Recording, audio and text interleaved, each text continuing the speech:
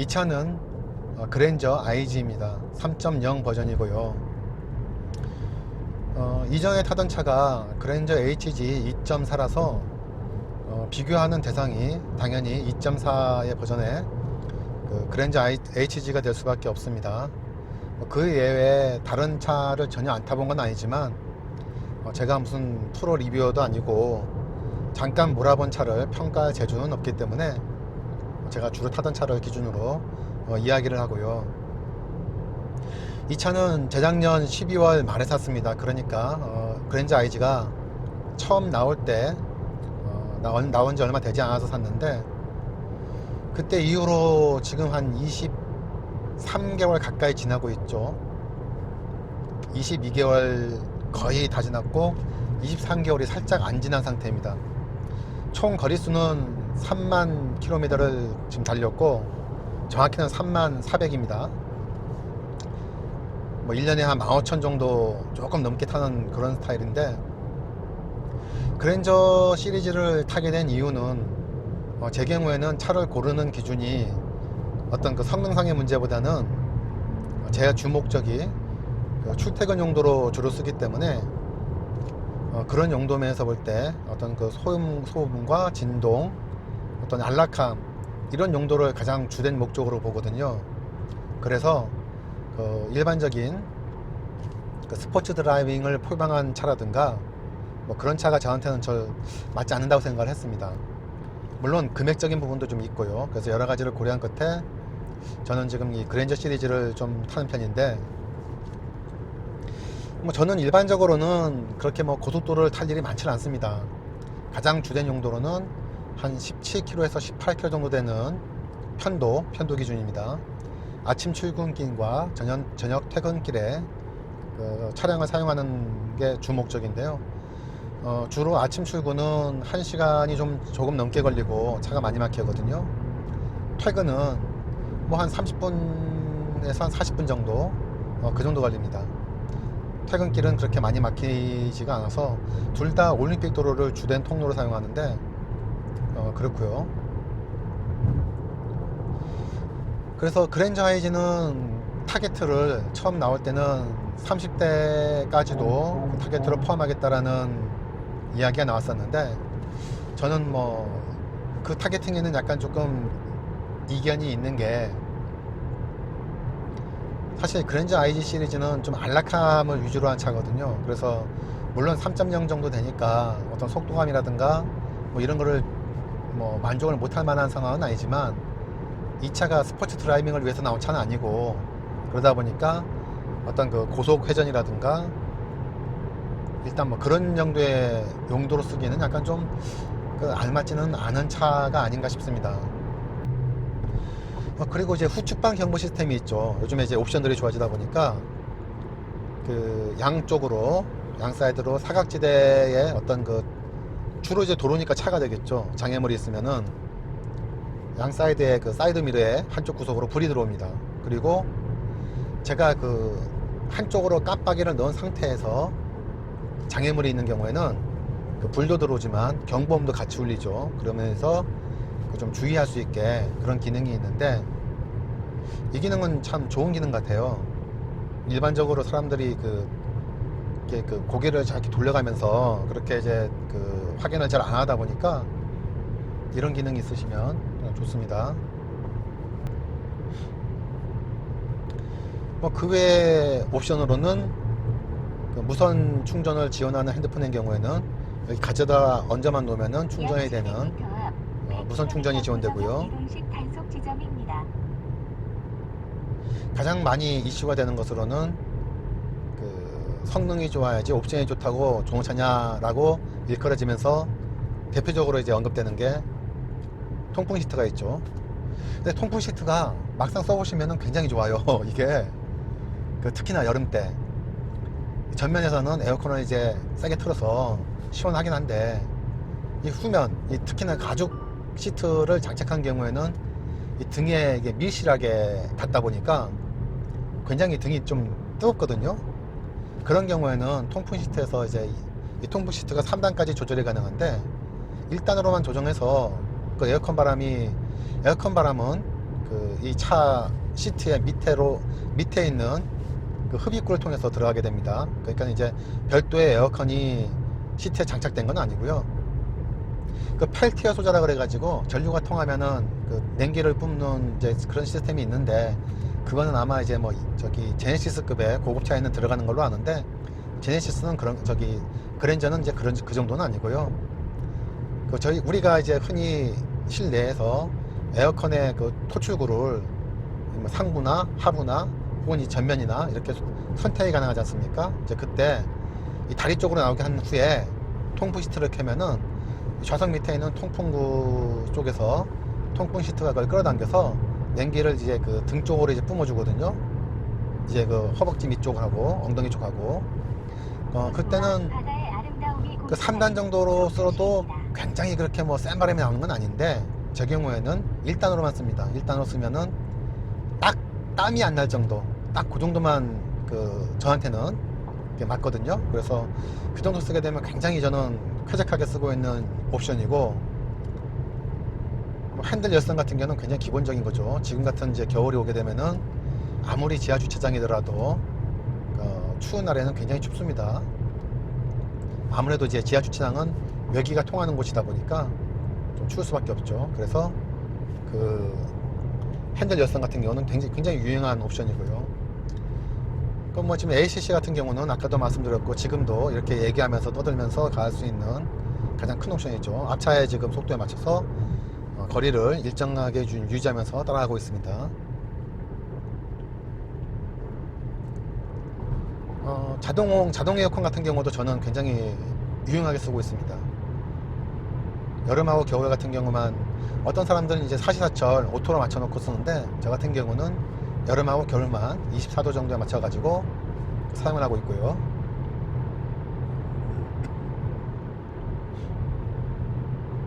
그랜저 IG 하면은 제일 많이 이야기가 나오는 게 저 아날로그 시계죠.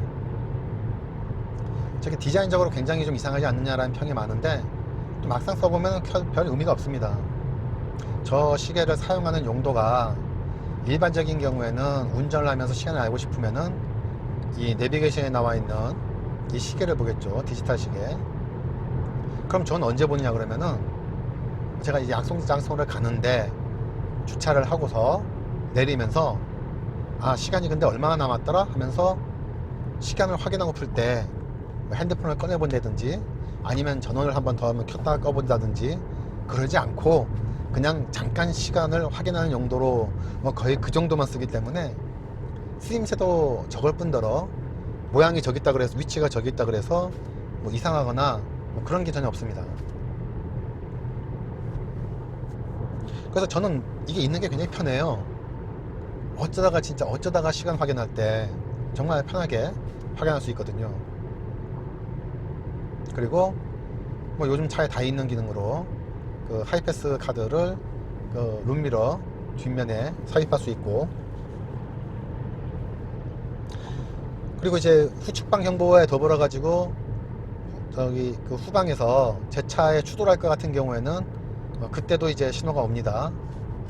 이제 그런 기능도 있고,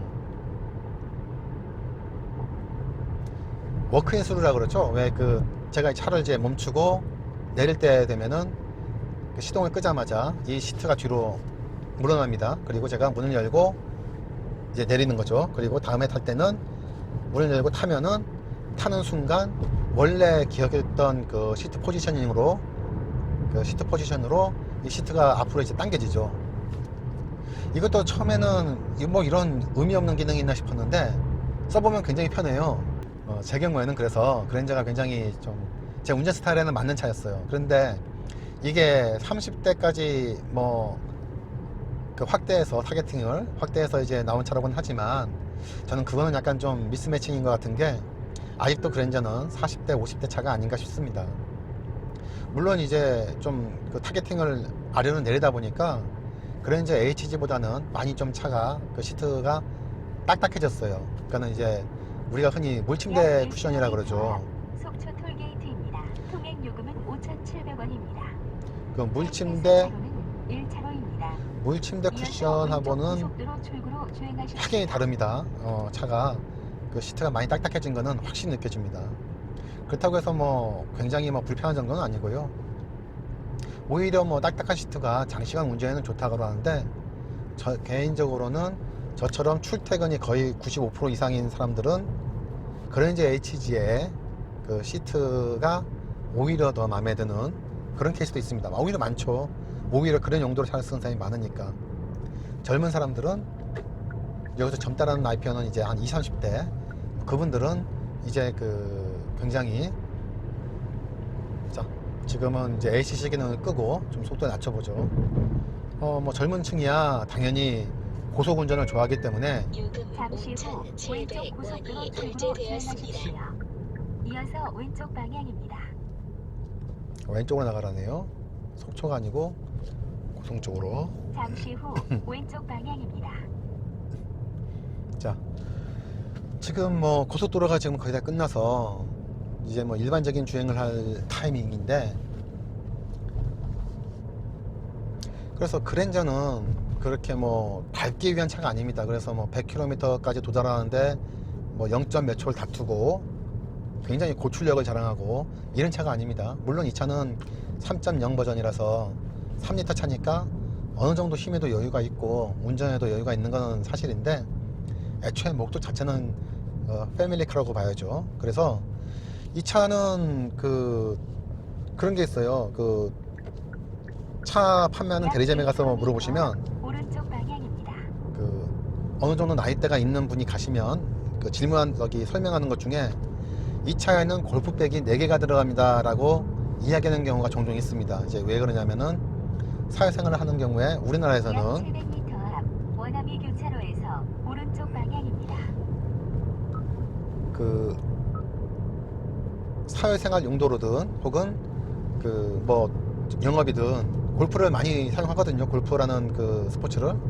근데 이제 그때는 보통 한 군데에 중간에서 모여서 한 차에 모든 장비를 싣고 가는 경우가 많이 있습니다. 그러다 보니까 한 차에 골프백이 4개가 들어간 상태에서 4명이 한 조거든요. 골프는 보통. 그래서 4명이 제각각 앉아서 갈 수 있는, 여유 있게 앉아서 갈 수 있는 차가 중년한테는 그런 목적성이 있어요. 분명히.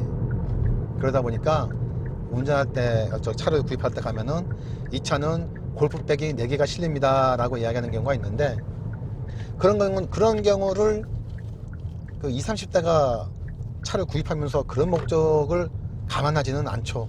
그거는 이제 전혀 의미 없는 목적이 될 거고, 하지만 어떤 뭐 중년에 어떤 그런 목적이 또 있는 사람들은 그런 어떤 그 내용도 중요하죠. 역으로 스포츠 드라이빙을 좋아하는 사람은 고속으로 저 코너링이라든가 뭐 이런 부분에 대해서는 굉장히 신경을 많이 쓰는데, 뭐 나이가 좀 있는 사람들이 고속으로 코너를 돌아 나갈 일이 뭐가 있겠습니까? ACC 기능을 설정을 해 보겠습니다. 우선은 지금 저기 휴게소에서 끼어들고요. 이제 고속도로입니다.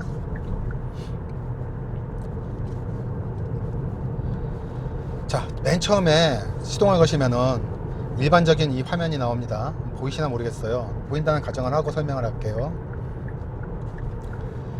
그 스위치들이 좌측하고 우측 핸들 양쪽으로 지금 퍼져 있는데, 좌측은 이제 블루투스라든가 오디오 관련이고요.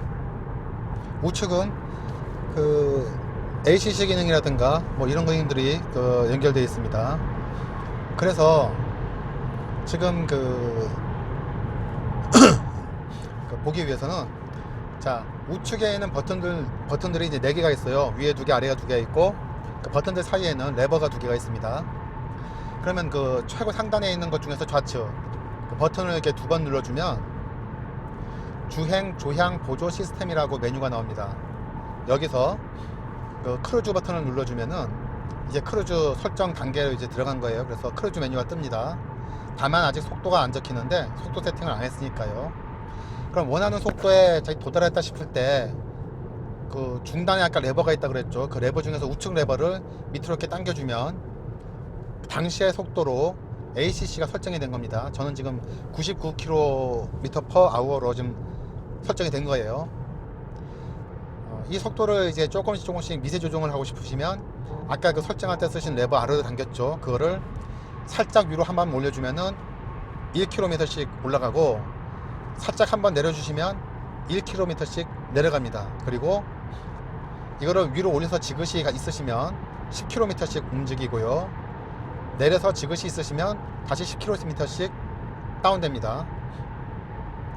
그게 이제 최고 속도가 되는 것이고, ACC니까 어드밴스드 크루즈 컨트롤이니까 앞차와는 그 제가 정한 속도 한도 내에서 그 거리를 일정하게 유지하면서 갑니다. 그 거리를 어떻게 유지할 것인가에 대한 내용이 그 아까 설정했던 버튼 밑에 있는, 그러니까 이제 우측 4개 버튼 중에서 좌하단에 있는 버튼이죠.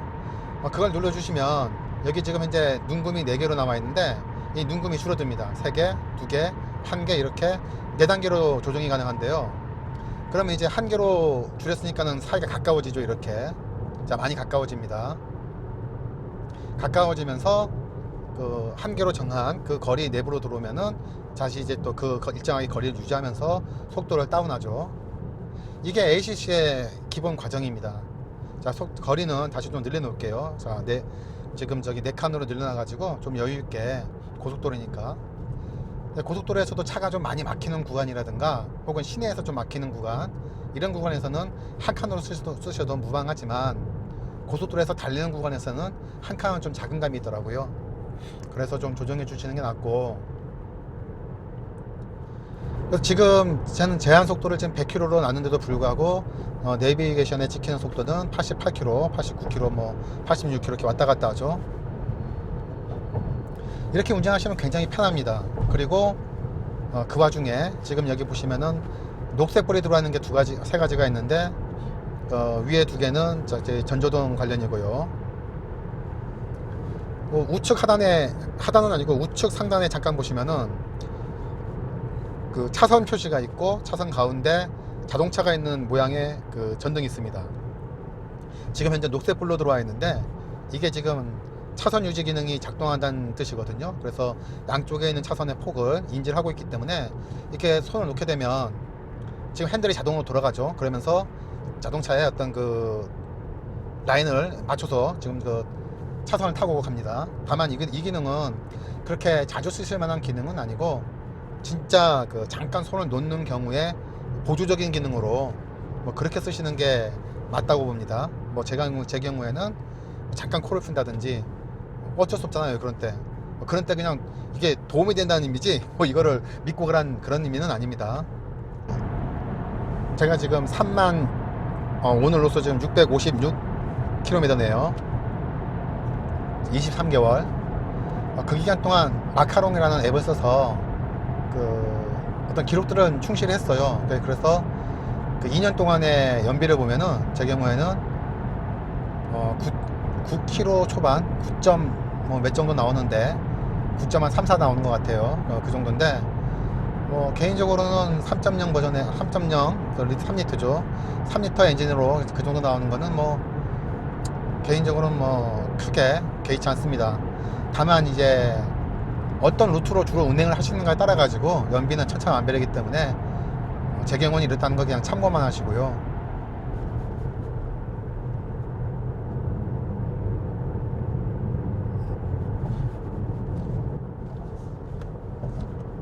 자, 이렇게 ACC 기능을 작동한 상태에서 엑셀레이터를 밟는 거는 문제가 없습니다. 떼주면 다시 자동으로 원래 설정했던 그 ACC 기능으로 돌아옵니다. 다만 브레이크를 밟으시면은 그때는 ACC 기능이 해제가 돼요. 그래서 속도 리미트를 다시 설정해 주셔야 되고 뭐 그런 게 좀 있습니다. 자, 지금 앞차가 빠져버리니까 간격을 다시 맞추기 위해서, 앞차와의 간격을 줄이기 위해서 약간 속도가 올라갔는데 지금은 한계 속도인 100km/h에 도달했네요. 그래서 굉장히 지금 급속하게 줄이지는 않고 천천히 줄이고 있죠.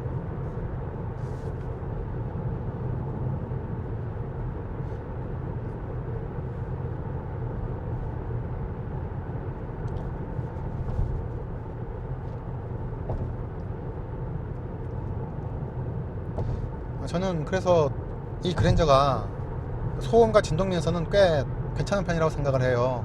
이 가격대에 구할 수 있는 다른 승용차에 비해서. 물론 이제 많은 승용차를 겪은 건 아닙니다, 제가. 그래서 뭐 굳이 뭐 저기 그 예를 들자면 이전 차인 그랜저 HG를 생각 안 할 수가 없어요. 이제 그거랑 비교한다고 편하게 그렇게 생각해 주시면 될 것 같고, 그 ACC 기능이 좀 불편할 때가 있어요. 이게 어떤 경우냐 그러면은 이렇게 내리막이 좀 있어가지고 타력 운전이 가능한 경우에 ACC 기능이 잡혀 있으면은 한계 속도까지 올라가면은 자꾸 브레이크가 걸리죠. 그런 경우에는 뭐 뒷차들도 약간 좀 짜증 날 거고, 저도 그 연료를 그나마 절약하면서 갈 수 있는 길인데 계속 브레이크가 걸리면서 가면은 좀 그렇죠. 그래서 그 내리막이 긴 동안에는 뭐 취향이니까 ACC를 쓰시든지 맞으시는지 건 취향이긴 하지만 제 경우에는 이렇게 뭐 좀 약간 끄고 다니는 편입니다.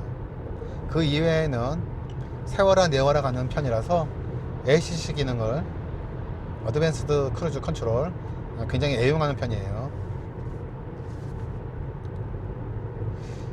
그리고 이제 굉장히 안 쓰이는 기능 중에 하나가 이제 오토홀드 기능인데, 제 경우는 오토홀드 기능은 거의 딱 정해져 있습니다. 언제 쓰냐 그러면은 제가 직장에서 이제 퇴근할 때는 굉장히 그 차가 많이 밀려요. 그 건물에서, 저 오피스 건물에서 나가는 그 램프가 굉장히 차가 많이 밀립니다. 그래서 또 램프가 좀 약간 이제 그 각도가 좀 있어요. 그래서 거기서 계속 가다 서다를 반복해야 되니까 거기서 이제 계속 브레이크를 밟고 있기가 좀 그래서 거기서는 이제 오토홀드를 켜고, 그 이외의 경우에는 저는 오토홀드를 거의 사용치 않습니다. 다른 분들은 어떻게 쓰시는지 모르겠네요. 자, 이제 톨게이트에 다 가죠. 그리고 야간의 운전이 그랜저 IG가 그래도 좀 그랜저 IG뿐만 아니죠. 뭐 그런 옵션들이 좋은 게 그 ECM 룸미러 있잖아요. 그러니까 이제 그 뒤에서 라이트를 강하게 비추면은 반사가 돼서 눈이 괴로운데, ECM 룸미러는 이제 그런 빛들을 막아주죠. 그래서 그 헤드라이트가 강하게 들어오지 않습니다. 그런 부분도 좀 좋고요, 괜찮고요. 그리고 룸미러에 하이패스 카드를 꽂을 수 있게, 물론 이제 그것도 옵션이겠죠. 하도 전 이제 뽑은 지 오래돼가지고 어떤 게 옵션이었고 어떤 게 옵션이 아니었는지 기억이 안 나요.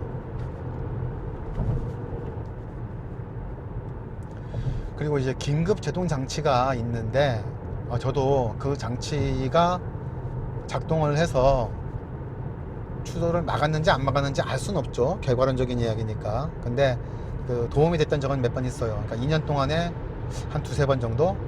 이제 어떤 경우냐 그러면은 교차로, 이제 퇴근을 할 때는 교차로가 굉장히 많이 막히는 교차로 지나가거든요. 근데 앞차가 교차로를 이제 신호를 받고 지나가다가 무슨 이유인지 모르겠는데 갑자기 급정거를 해버렸어요. 그런 경우에는 저도 물론 따라서 급정거를 하지만 제가 밟는 속도와 동일하게 브레이크가 이미 급브레이크 잡히고 있더라고요. 그때는 이게 그런 긴급 제동 장치가 도움이 되는구나, 뭐 그렇게 느꼈죠. 뭐 여튼 안전장비는 하나라도 더 있으면 좋지 뭐 나쁠 거 없습니다. 물론 이제 오작동을 한다면 문제이고, 두 번째는 또 과신한다면 문제죠. 모든 기계는 사람이 다루기 나름이기 때문에 과신하시면 안 돼요.